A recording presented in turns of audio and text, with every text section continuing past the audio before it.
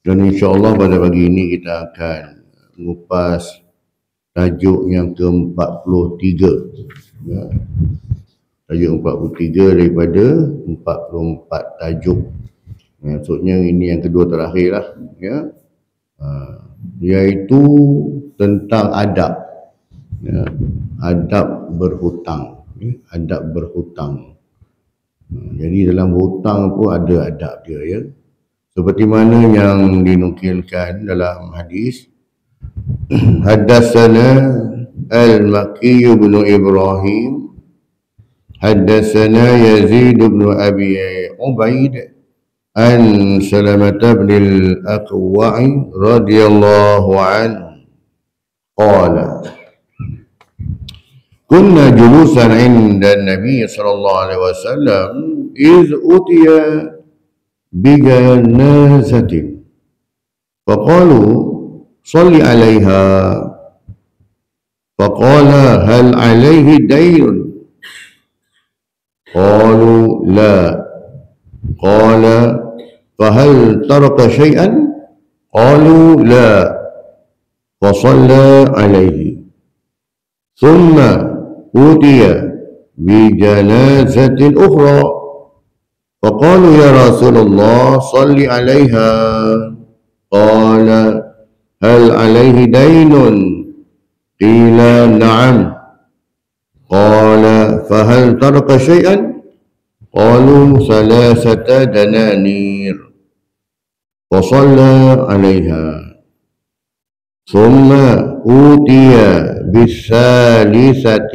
فقالوا صل عليها قال هل ترك شيئا قالوا لا قال فهل عليه دين قالوا 3 دنانير قال صلوا على صاحبكم قال أبو قتادة صل علي يا رسول الله وعلي دينه فصلى عليه رواه البخاري. Maksudnya telah menceritakan kepada kami Al-Makki bin Ibrahim telah menceritakan kepada kami Yazid bin Abi Ubaid daripada Salamah bin Al-Aqwa'i radhiyallahu anhu. Dia telah berkata, pernah satu ketika kami duduk-duduk bersama dengan Rasulullah SAW. Kemudiannya kami dibawa sekujur jenazah. Ya, dengan sahabat itu Rasulullah datang, tiba-tiba datang membawa jenazah. Mereka yang membawa jenazah itu memohon kepada Rasulullah SAW, ya, makanya mohon disolatkan jenazah ini ya Rasulullah. Kemudian Rasulullah bertanya, sabda Rasulullah SAW, apakah ke atasnya hutang? Jadi ada hutang ni jenazah ni. Ya, mereka menjawab tidak, dia tak ada hutang. Kemudian Rasulullah sabda lagi, apakah dia meninggalkan, yakni mewariskan sesuatu? Ada tak harta yang dia tinggalkan? Mereka menjawab tidak. Ya, hutang pun dia tak ada, harta pun dia tak ada. Maka baginda Nabi SAW pun menyolatkan jenazah itu. Kemudian dibawakan jenazah lain pula lepas tu. Dan mereka memohon, wahai Rasulullah, solatkan jenazah ini. Mereka minta Rasulullah solat jenazah ke atas mayat tersebutlah. Sabda Rasulullah SAW, baginda bertanya, apakah ke atasnya hutang? Ni jenazah yang kedua ni, ada hutang tak? Mereka menjawab, ada ya Rasulullah. Dia tanya lagi, apakah dia ni meninggalkan sesuatu? Ada tak harta dia tinggalkan untuk bayar hutang dia tu? Mereka menjawab, ada 3 dinar. Lalu baginda Nabi SAW pun menyolatkan jenazah itu. Ya, sebab dia, walaupun dia hutang, dia ada harta nak bayar balik. Kemudian datang jenazah yang ketiga. Makanya orang yang bawa jenazah tersebut minta Rasulullah SAW supaya menyolatkan jenazah tersebut. Maka Rasulullah pun bertanya lagi, ya, adakah si mati ni, dia ni ada hutang.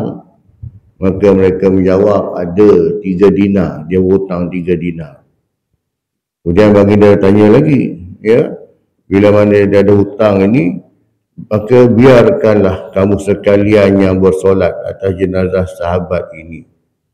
Maka sebabkan jenazah ni ada hutang tadi, maka sahabat kata, tak apalah, kamu sembahyanglah, aku tak nak sembahyang. Ya. Lalu Abu Qatadah memberi maklum balas. Sahabat Nabi pun dia kata, ya Rasulullah tak? Ya Rasulullah, solatlah ke atas jenazah ini, wahai Rasulullah. Hutang dia tu aku yang bayar. Aku menanggung hutangnya. Ya, jadi sebab ada orang yang nak bayar hutang itu, lalu baginda Nabi SAW pun menyolatkan jenazah itu. Ya, hadis riwayat Al-Bukhari ayat ke-2286. Ya, jadi Rasulullah nak beritahu kita bahawasanya hutang ni dia cukup berat lah. Baginda tak nak solat ke atas jenazah yang ada hutang yang tak selesai di dunia. Rasulullah tak nak solat, tapi Rasulullah kata, apalah kamu sembahyang lah. Maksudnya untuk diri baginda tak solat. Untuk jenazahnya ada hutang yang tak bayar lagi, yang tak settle lagi tak. Tapi Rasulullah tidaklah melarang para sahabat jangan solat pula tak. Untuk diri baginda je. Ya, baginda tak solat. Nak bagi tahu kita bahawasanya hutang ni cukup berat bebannya. Ya, bagi orang yang nak melunaskannya tersebut. Sebab tu Rasulullah ambil sikap demikian sebab nak mendidik umat supaya dalam bab hutang ni jangan main-main. Ya, jangan main-main. Kalau tak ada benda nak cover boleh bayar, maka Rasulullah tak sembahyangkan jenazah tersebut. Ini untuk diri baginda saja. Tapi Rasulullah tidaklah menghalang para sahabat lain untuk solat ke atas jenazah tersebut. Sebab Rasulullah kata tadi tak, maka biar kamu sekalianlah yang bersolat ke atas jenazah sahabat kamu ni. Tak, aku sembahyang lah. Aku tak nak sembahyang. Ya. Jadi pengenalan kepada tajuk kita pagi ni tentang adab berhutang. Realiti dunia hari ini menyaksikan manusia bekerja dan berusaha keras siang dan malam untuk mencari kesenangan dan keselesaan hidup. Sudah menjadi lumrah manusia mendambakan kehidupan yang serba mewah dengan berkereta besar, mendiami rumah yang dilengkapi dengan perabot dan kemudahan yang serba canggih dan eksklusif, berpakaian dan memiliki aksesori diri berjenama terkenal, tampak bergaya dan sebagainya.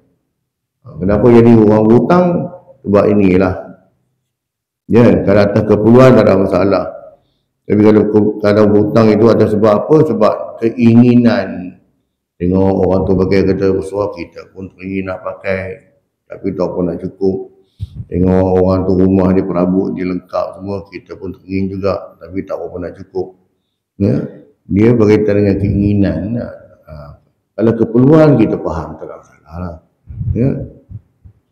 Walau bagaimanapun tidak semua orang dapat menikmati keindahan dan keseronokan dunia. Meskipun setelah bertungku lumus dan berhempas pulas mencari rezeki. Ini kerana soal takdir, rezeki, nasib baik dan buruk seseorang itu terletak di bawah kekuasaan dan rahmat Allah SWT yang maha mengetahui segala hikmah dan rahsia. Ya, rahsia Allah SWT ini yang maha bijaksana dalam mengatur perjalanan kehidupan seluruh umat manusia. Ya, dari segi bahasanya, ya, dainun ataupun hutang ni lah. Ad-dainu ini ya, ialah sebarang liability. Maksud hutang ni apa? Liability. Liability ni apa? Kalau belajar ekonomi asas disebut apa? Liability, tanggungan. Tanggungan masa hadapan yang dipertanggungjawabkan ke atas seseorang, sama ada dalam bentuk wang atau sebagainya. Ini segi bahasanya lah hutang ya. Hutang ni satu bebanannya, tanggungan kita. Dari segi istilah pula ialah ulama membahagikan hutang ini, dainun itu kepada dua jenis. Pertamanya hutang umum, iaitu hak atau tanggungjawab yang wajib ditunaikan oleh seseorang yang menanggung beban di masa hadapan. Yang keduanya hutang khusus. Ya, menurut jumhur, yakni majoriti ulama, ya, maksudnya ialah sebarang kewajipan dalam bentuk kewangan ke atas seseorang yang terjadi kesan daripada pertukaran transaksi, kerosakan harta benda, kecederaan, ataupun yang untuk melunaskan hak-hak Allah Subhanahu wa ta'ala, seperti zakat. Jadi ada dua secara umum.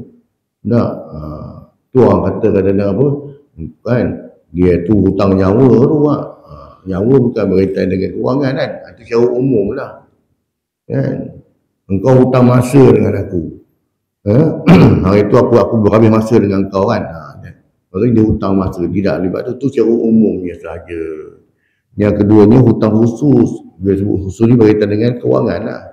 Hutang duit, sama ada dalam bentuk pinjaman ke ataupun dalam bentuk kemalangan, kerugian, dia kena bayar kos pembaikan kenderaan ke, ataupun dalam bab zakat kan. Orang yang mana dia bagi zakat, dia tak bayar zakat, maka dia berhutang dengan Allah SWT, ya.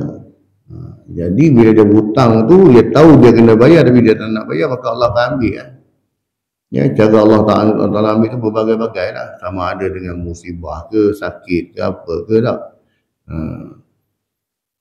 Hutang menurut pandangan Islam mencakupi ruang lingkup yang luas, iaitu bayaran kepada harga barangan, bayaran kepada hutang, qardun, bayaran mas kahwin, mahar, kahwin pun dalam bab pun kahwin tu, ya, hutang tak. Aku terima nikah saya kan, sebanyak RM1, hutang tak, dia tunai hutang kan. Yakni mahar yang belum dibayar selepas akad nikah, maka mahar tu wajib dibayar. Itu hak pada isteri, ya. Mahar ya, bukan hantaran kan. Hantaran tu atas persetujuan antara keluarga tu. Kemudian bayaran sewa, ya, sewa kereta ke sewa kedai, sewa kedai dah tak. Ganti rugi, ya, dalam bentuk kemalangan yang mesti dibayar kerana jenazah ataupun dalam bab pembunuhan ni, ya, qazaf ni, ataupun qisas kan, makanya dia berhutang nyawa kat situ, maka tu hutang pun termasuk dalam hutang. Ganti rugi atas kerosakan yang dilakukan, ya, jumlah wang yang mesti dibayar kerana tebus talak khuluk, dan juga barangan pesanan yang belum sampai, ya, yakni muslam fihi dalam fiqahnya tak. Makanya orang tu dah bayar duit tapi barang tu belum sampai lagi. Orang yang mana yang diamanahkan membuat pekerjaan itu, dia berhutang dengan kawan tu sebab kawan tu dah bagi duit, ya. Dari Al-Quran dan juga hadis tentang hutang ni, ya, Allah Subhanahu wa ta'ala memerintahkan orang yang beriman untuk mencatat segala hutang dan masa bayarannya. Sebab itulah kenapa adanya buku 355 tu. Ataupun 555 dulunya buku tak. Buku kecil ya, kalau pergi kedai tu, boleh runcit ke ataupun beli ikan, orang jual ikan. Dulu kan jual ikan naik motor kan. Ya, bawa buku 555, 355 lepas tu kan. Buku 35 panggil tak. Buku kecil je. Boleh hutang tu. Memang ada suruh Islam pun.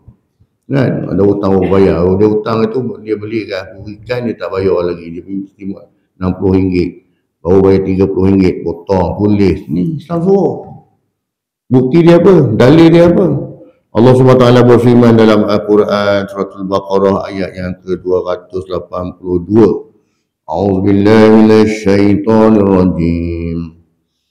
Ya ayyuhalladzina amanu idza tadayantum bidainin ila ajalin musamman faktubuh wal yaktub bainakum katibun bil 'adl. Wahai orang-orang yang beriman, apabila kamu menjalankan sesuatu urusan dengan hutang piutang yang diberi tempoh hingga ke suatu masa yang tertentu, ya, bila nak bayar ni bulan depan, okey, tulis tarikh tu, Kan tarikh bila nak bayar tak. Maka hendaklah kamu menulis hutang dan masa bayarannya itu, dan hendaklah seorang penulis di antara kamu menulisnya dengan adil dan benar. Tak? Yang cantik ada lagi saksi. Jadi kena ada bukti, kena ada proof kat situ. Hari ni macam mana? Kalau berhutang tak? Hari ni kalau kita ada WhatsApp, tu screenshot tag WhatsApp tu, Mat pinjam 100 Mat, ada bukti ni. Tanya bila kau nak bayar? Bulan depan Mat, ni dah ada bukti. Enggak. Yang masalah bila mana pinjam ni, pinjam atas angin. Maksudnya apa? Tak ada bukti. Kan? Tak ada bukti pun. Jadi ni masalah ni. Jadi bila mana si orang yang berhutang dengan kita tu, dia meninggal dunia, nak pergi tuntut balik masalah. Memanglah waris dia kata, tuan-tuan, seandainya ayah kami ni, saudara kami ni ada berhutang dengan tuan-tuan, jadi bolehlah tuntut pada waris ni. Nak tuntut pada waris, kita pun tak boleh tuntut tak. Makanya bila boleh tuntut, pergi berapa si mati ni hutang tu pas hidup, dia pinjam dia hutang kat dia RM1,000. RM1,000 tu nilai yang besar. Ya? Jadi mestilah waris tu minta bukti. Ada bukti tuan. Bukti tak ada lah, sebab hari tu pun jumpa tepi jalan ya, dia sembang-sembang dengan dia tu. Jadi benda tu memang membawa pada keraguan walaupun mungkin benar. Sebab tak ada proof. Nah. Jadi antaranya apa lagi nak pakai? Saksi. Kan? Kalau tak percaya tanya dengan dia ni. Ni rezeki masjid, ni musim masjid dia, apa masjid dah ni. Dia ada saksi hari tu, waktu dia pinjam. Baru dia tanya, betul ke tuan ni? Betul, dia ada pinjam RM1,000 hari tu. Kan? Ada saksi tu boleh pakai juga.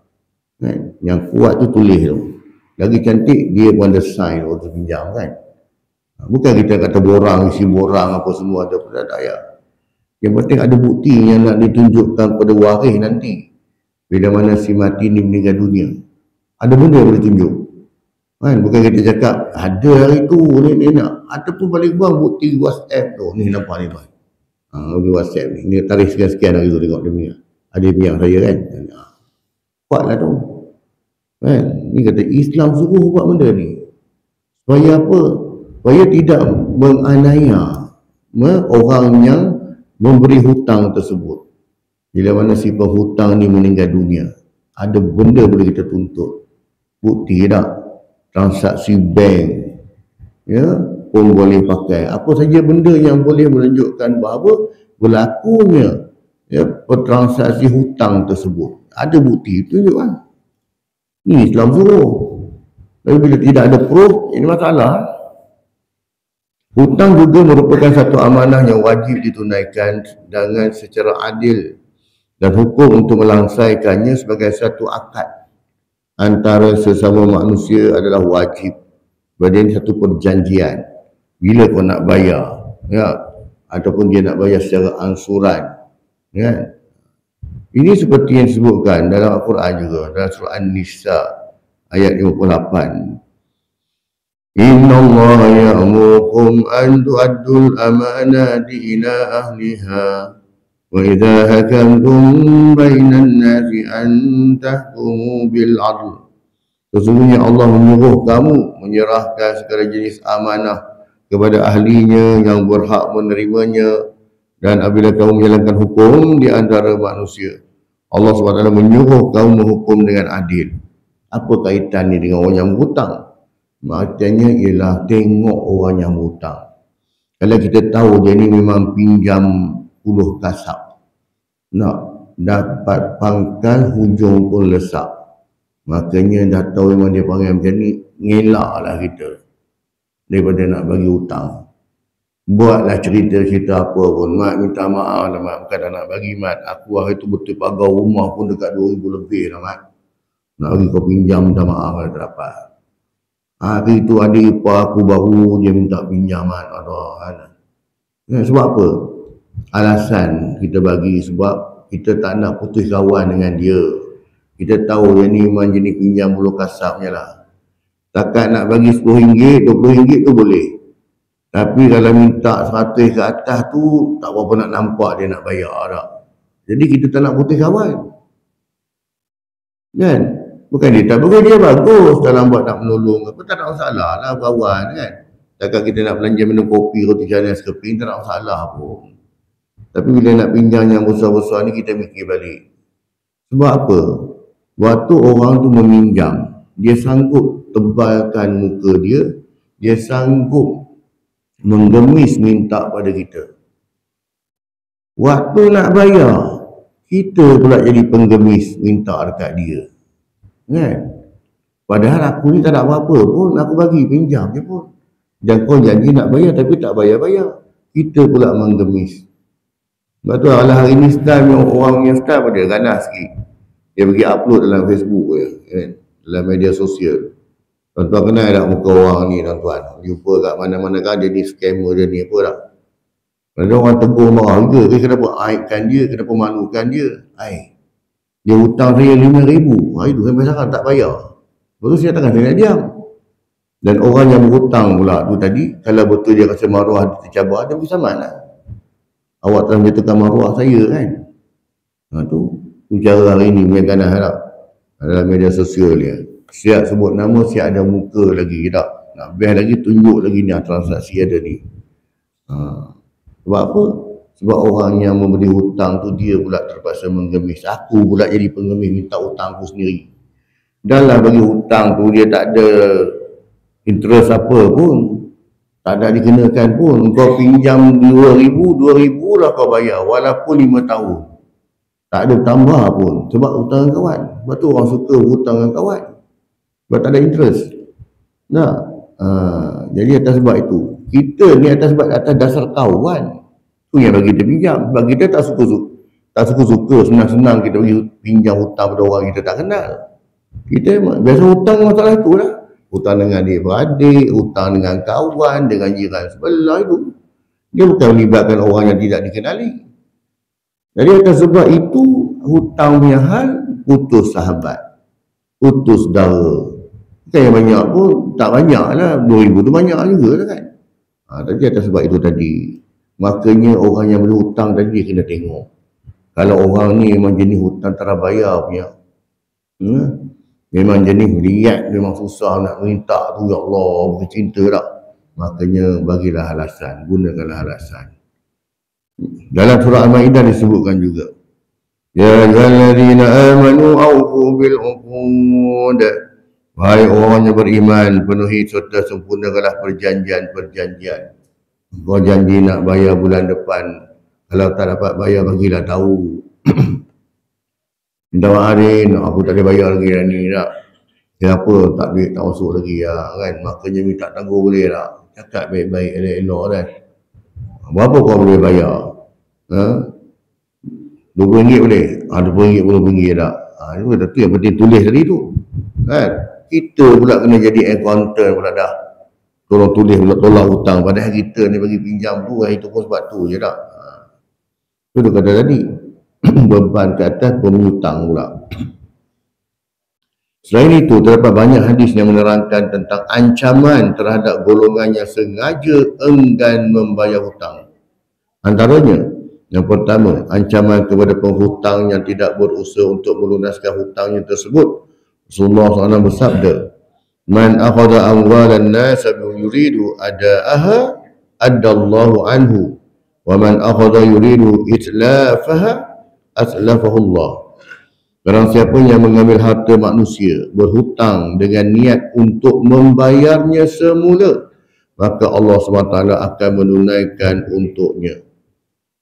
Di akhirat esok dia berhutang, tapi di dunia memang dia nak bayar. Bukti dia bayar sikit-sikit, RM10, RM20, tapi dia bayar, tapi tak capai lagi, tak langsai hutang tersebut, dan dia meninggal dunia. Tapi dia memang niat nak bayar. Di akhirat esok Allah bayarkan untuk dia. Berapa hutang tadi Allah bayarkan dalam ganjaran, bentuk ganjaran pahala. Ini orang yang pertama. Yang kedua ni, yang ni sudah nak bayar hutang. Barang siapa yang mengambil harta manusia berhutang dengan niat untuk menghabiskannya tanpa membayar balik. Waktu pinjam pun dia tahu dah, memang tak bayarnya. Aku reka lah apa-apa alasan pun. maka Allah SWT akan membinasakan dirinya. Habislah kau. Di dunia pun kau teruk, kat akhirat pun kena lagi. Hadis riwayat Bukhari, hadis yang ke-2387. Rasulullah juga bersabda, ayyuma rajulin yadayyanu dainan wa huwa mujma'un alla yuwaffiyahu iyyahu laqiyallaha sariqan. Siapa sahaja yang berhutang lalu berniat untuk tidak mahu melunaskannya, maka dia akan bertemu Allah SWT pada hari kiamat sebagai seorang pencuri. Menghadap depan Allah sebagai seorang pencuri, ya tak? Sebagai bukan seorang mukmin yang soleh kan? Hadap dan kau. Hadis riwayat Ibnu Majah, hadis ke-1969. Yang keduanya, ya, antara ancaman juga, hutang akan dibayar kepada si pemiutang dengan pahala amal kebajikan si penghutang di akhirat pula. Ya, tukaran di akhirat dia bukan lagi wang ringgit, tetapi dosa dan pahala. Seperti mana sabda Rasulullah SAW, wa man mata wa alaihi dainun falaysa samma dinarun wala dirhamun walakinnahal hasanatu wassayiat. Barang siapa yang mati dalam keadaan masih memiliki hutang, maka di hari akhirat tidak ada lagi urusan dinar dan dirham. Yang ada hanyalah urusan berkaitan pahala kebaikan dan dosa kemaksiatan. Hadis riwayat Abu Dawud, ada yang ke-3597. Bayar balik tetap kena bayar, tapi bukan dengan duit. Di akhirat mana pakai duit, bayar dengan pahala. Orang yang berhutang ni ke masjid rajin, ke surau rajin, kuliah rajin, semua dia rajin lah, tapi hutang tak bayar. Maka di akhirat pahala dia solat jemaah, pahala datang masjid, pahala daripada bayar balik pada orang yang bagi hutang. Kalau dia bukan jenis orang macam tu, masjid tak datang, kuliah tak datang, apa pun tak ada, nah, makanya dosa orang tu akan diambil. Kalau tak dibayar dengan pahala, kau ambil dosa dia, pindah account, ya. Tu ada tadi. Jadi yang main hutang ni. Yang ketiganya, roh ataupun jiwa orang yang berhutang akan tergantung selagi mana dia tidak melunaskan hutangnya terlebih dahulu. Ini berdasarkan sabda Rasulullah SAW, nafsul mu'mini mu'allaqatun bidainihi hatta yuqda anhu. Maksudnya, jiwa seorang mukmin tergantung dengan hutangnya sehingga dilunaskan hutang baginya. Hadis riwayat At-Tirmizi, hadis ini hadis sahih. Ya? Nak masuk syurga, dia bukan orang jahat, dia tak minum arak, tak buat benda jahat, dia orang baik tapi hutang tak bayar. Nak masuk syurga, ditahan dulu, kau bayar hutang kau dulu. Kalau dia seorang yang mati syahid, orang mati syahid ni memang direct terus ke syurga lah, tak sempat nak tengok neraka pun, tetapi sebab ada hutang ditahan dulu sekejap. Tapi tak ada masalah lah, sebab orang yang mati syahid pun pahala dah banyak, boleh je bayar, tapi lambat sikit lah. Kawan-kawan lain semua dah masuk lah, dia cik minta maaf cik ya, tolong ke tepi sekejap. Kenapa? Cik ada hutang, dah macam hutang PTPTN dah tak boleh keluar negara kan, aku dah sangkut kat tepi. Sabar cik ya, kami cek-cek cik ada hutang, lambat sikit, bayar je, dah bayar baru lepas. Nah, maksudnya sampai macam tu. Dengan mati syahid pun tangguh kejap, bukan dia tak boleh masuk juga, boleh, tapi kau settlekan hutang kau dulu. Sebab apa? Hutang ni sesama manusia, dengan manusia kena settle itu juga, kena settle. Dan dengan Allah boleh kita bertaubat, dan dengan Allah boleh kita ubah perangai kita, sikap kita jadi orang baik. Tapi dengan manusia buat macam tu pun kena buat, tetapi dalam masa sama pulangkan balik apa yang kita ambil. Yang keempat, dosa berhutang. Sekiranya penghutang sengaja tidak mahu membayarnya, tidak akan terampun kecuali dihalalkan oleh si penghutang tersebut, walaupun penghutang tersebut mati syahid. Nah, kata tadi tak, dia takkan selesai. Dia kata tak apa, dia tu orang baik, si dia halal punya lah. Tidak, tak jadi.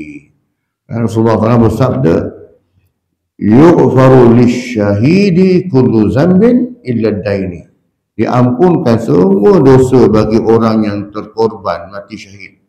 Habis dosa semua diampun. Kecuali jika dia mempunyai hutang kepada manusia. Ini tidak ada. Tak boleh nak cover. Kau kena bayar juga. Hadis riwayat Muslim. Jadi yang ke-1886. Keterangannya sebagai Islam sebagai agama yang syumul dalam aspek kehidupan manusia telah menggariskan beberapa persoalan mengenai hukum hutang piutang, ganjaran memberi hutang serta kaedah membayar hutang.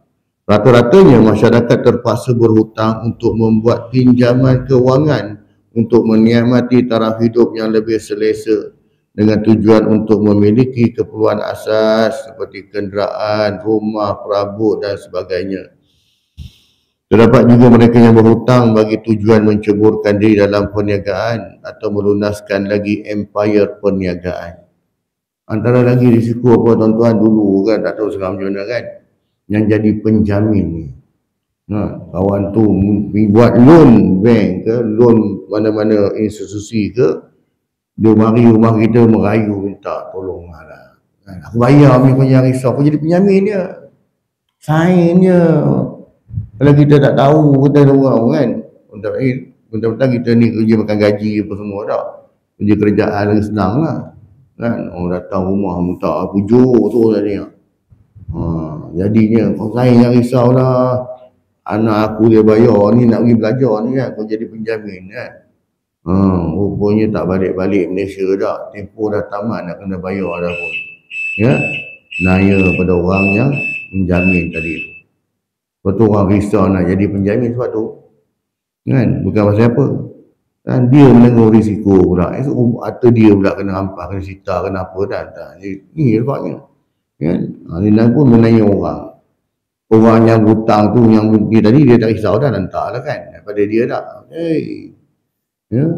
Sebab tu juga antara boleh menyebabkan orang kata teranainya orang yang menjamin tadi, pada bukan dia hutang kawan tu tak, tapi jamin, tapi dia menanggung beban tu. Malah seakan-akan sudah menjadi seperti satu budaya dalam dunia hari ini. Ramai yang terpaksa mendapatkan pinjaman kewangan bagi tujuan melanjutkan pelajaran atau mendapatkan pendidikan yang dibiayai oleh pihak-pihak tertentu. Dalam situasi ini, seseorang itu boleh berhutang, tetapi jumlah hutang tersebut mesti berkadaran dengan jumlah pendapatan di mana individu tersebut dapat melunaskan hutangnya dan menjalani kehidupan dengan baki pendapatan yang ada. Utama pinjaman pelajaran ni. Ya. Padahal pinjaman ni contoh ada PTN tu tabung. Jadi bila kau dah bayar, duit yang dapat ni boleh bagi pada adik-adik pula nanti. Dia orang pun nak belajar juga. Jadi adalah pusingan kat situ. Jadi bila dah kerja ni, kalau kerja pun dah ada kedudukan lah. Tak bayar juga. Kan? Itu hutang perjanjian. Ya. Jadinya, ya, bayarlah walaupun sikit macam mana, pergi bincang elok-elok. Kecuali dah 2 tahun dah balik. Kan? Tak kerja-kerja lagi, pergi bincang. Macam mana cara nak bayar lah. Ini tak bayar langsung. Tu yang kata pada kita pula, bila orang macam ni ditahan daripada pergi ke luar negara, pakat marah pula. Apalah, kawan tu nak pergi umrah pun nak tahan berhutang tak bayar. Kita dah baca dah hadis tu. Orang yang berhutang, Nabi pun tak nak semayang jenazah kat atas dia tak. Kadang-kadang kita macam tu tak kena pada kita punya emosi tu tak. Nak marah tu tak kena tempat. Padahal dia ni memang ada buat salah pun. Dan dia boleh bayar pun, tak boleh banyak pun, tak apa, 50 sebulan pun, tak kisahlah, yang penting mula bayar kan. Dia tak bayar lah. Itu kata tadi. Ya. Mungkin fenomena ini tidak begitu pelik lah bagi mereka yang tidak berkemampuan, kali hutang lah. Tetapi ianya juga telah jadikan kebiasaan bagi golongan-golongan berkemampuan. Ini isu dia sekarang. Bukannya pihak peminjam ni dia tak tahu orang tu bagaimana kan, dia tahu. Dia pun ada laporan lah, tapi dia tu kata tadi tak bayar langsung. Dah pinjam 50,000 tak. Bukan tak kerja. Lepas tu bincanglah elok kan. Ni. Maka lahirlah ramai individu yang berkemampuan kan, kadang-kadang membayar secara tunai tetapi masih lagi suka berhutang demi memenuhi keperluan diri dan keluarga yang rata-ratanya hanya untuk memuaskan nafsu tanpa memikirkan kesan buruk atas tindakan tersebut. Ya, ini berpunca daripada kurangnya maklumat berkenaan hutang, tentang bahayanya hutang dalam keadaan berkemampuan. Dia boleh bayar tapi sengaja tak bayar. Dah baca dah hadis tadi, kan? Maka di akhirat itu kau tanggung lah. Sesungguhnya apabila seorang itu berhutang, bermakna dia telah mula meletakkan satu belenggu di lehernya. Dia terikat dengan belenggu itu dan belenggu itu tidak akan terlepas melainkan hutang itu dibayar. Sekiranya hutang tersebut tidak sempat dijelaskan ketika di dunia, maka ia akan terus dibawa ke hari pengadilan di akhirat kelak. Pengajaran hadis yang pertamanya berdasarkan hadis di atas, yang hutang tadi, yang solat tak semayang tadi, tu atas jenazah orang yang hutang. Aktiviti hutang tidak boleh dipandang mudah dan remeh. Ia tetap perlu dilunaskan meskipun ketika itu kita sudah tiada lagi di dunia yang fana ini. Berhutang diharuskan dalam Islam, tetapi dengan syarat ia bukan bertujuan untuk bermewah-mewahan dan juga pembaziran. Islam memilih jalan berhutang, tetapi jalan terakhir jika benar-benar tersepit dah. Nah, justru Islam menggalakkan umatnya agar memberi bantuan kepada saudara yang memerlukan. Lebih-lebih lagi dalam hal keperluan kehidupan. Dalam bab keperluan kehidupan kita pun kesian nak beli beras, nak beli susu anak, nak beli tak. Tapi kalau berhutang demi untuk dia punya kehendak, nak beli joran yang lagi besar, nak tukar sport rim kereta berhutang, nak tukar color kereta berhutang, ni kan? Dia bukan keperluan, dia kehendak dia tak. Ini yang payah nak bayar. Yang ketiganya, memberi hutang hukumnya sunat dan sangat digalakkan kerana orang yang beri hutang akan mendapat ganjaran yang istimewa di sisi Allah SWT. Al-Quran juga bahkan menggalakkan pemberi hutang untuk memudahkan si pemberi hutang dengan memberi kelonggaran supaya dapat meringankan bebannya.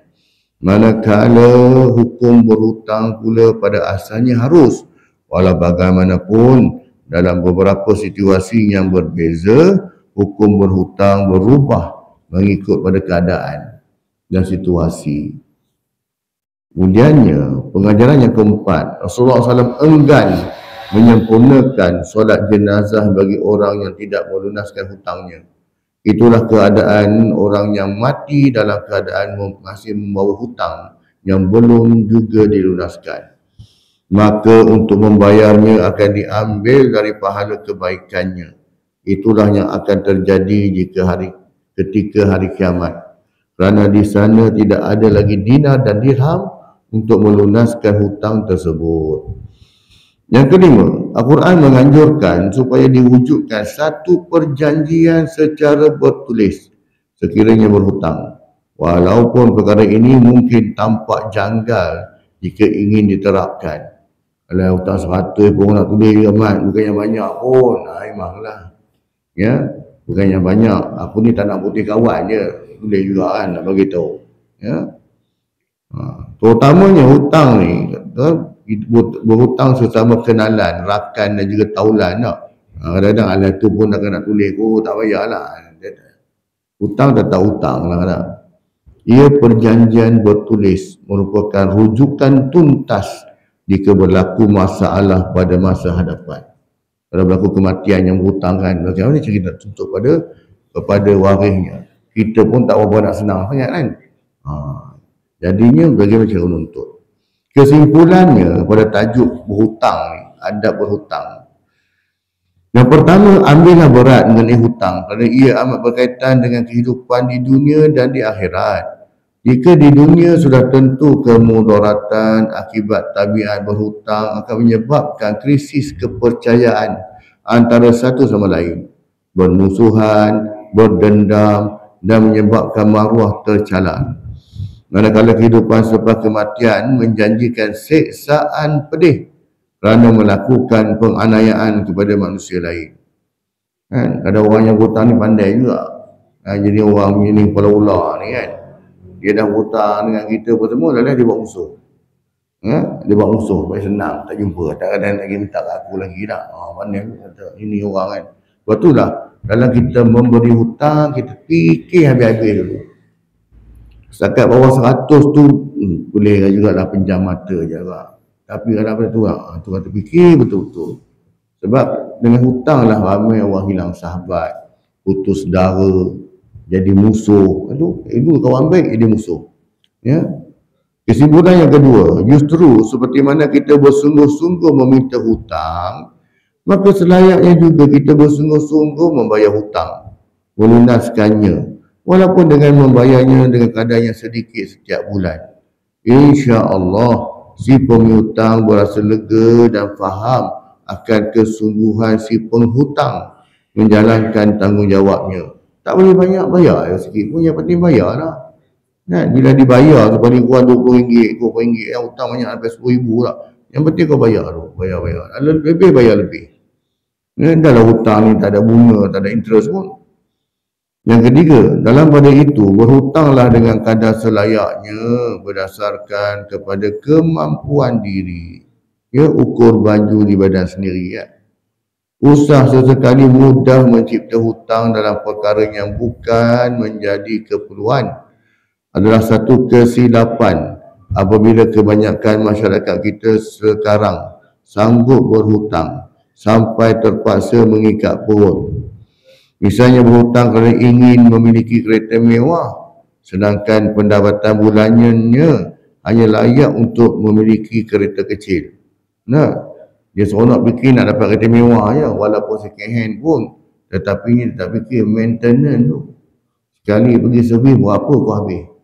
Mana dapat 500, 400-500 tak dapat lah. 5,000 lebih kan.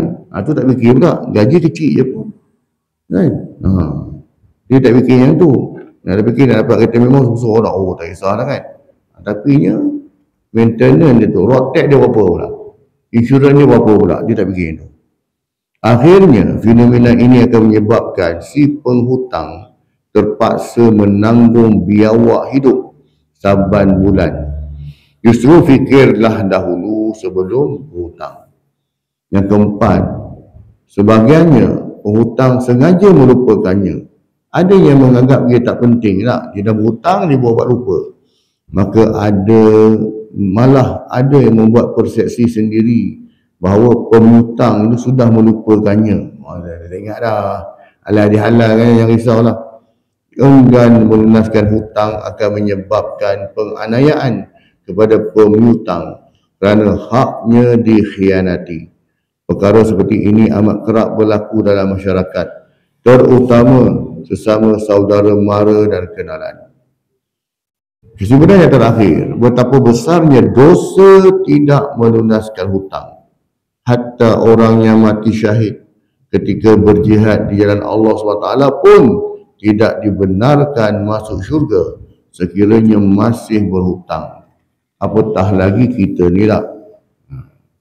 Wallah, tuan-tuan, itulah tentang tajuk kita yang ke-43 tentang adab berhutang. Dan insya-Allah pada pertemuan akan datang kita akan mengupas tajuk yang terakhir dalam kitab Adab Orang Mukmin, Akhlak Menjadi Cermin ini, itu tentang adab. Adab apa? Adab berbohong, adab berdukun, adab ruqyah. Ada juga adab dia dalam kita nak merawat pesakit yang ditimpa penyakit-penyakit yang ganjil, yang gaib, tidak.